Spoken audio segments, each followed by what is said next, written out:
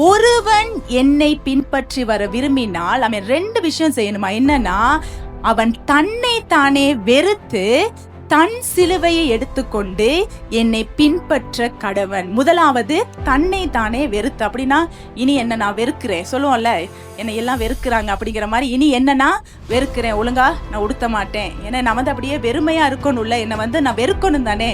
இதை என்ன விதமான வெறுமை அப்படின்னு சொன்னா, நம்முடைய பெருமைகள், நான் அப்படிங்கிற அந்த காரியத்தை விட்டுட்டு வசனம் சொல்லுகிறது தன் சிலுவையை எடுத்துக்கொண்டு. அதென்ன தன் சிலுவையை? இப்ப நீங்களும் உங்க சிலுவையை வச்சிருக்கீங்களா?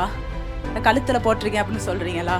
தன் சிலுவையை தானே கடவுள் எடுத்துட்டு வர சொன்னார். பெரிய சிலுவையா செஞ்சு எல்லா கிறிஸ்தவங்களும் கழுத்துல மாட்டிக்கிட்டு போகணும்னு சொன்னாரா?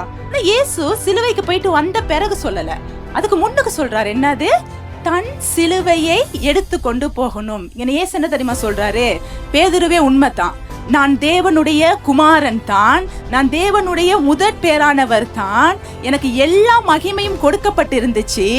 நானே என்னுடைய மகிமையையும் நானே என்னுடைய எல்லா காரியத்தையும் விட்டுட்டு பிதா எனக்கு வச்சிருக்கிற பாதையில நான் எப்படி சந்தோஷமா போய்கிட்டு இருக்கணும், அது போல நான் போற மாதிரியே நீயும் உனக்கு கர்த்தர் என்ன பாதையை வச்சிருக்கிறாரோ அதுல நீ சந்தோஷமா போ. இதைத்தான் இயேசு கிறிஸ்து சொல்றாரு.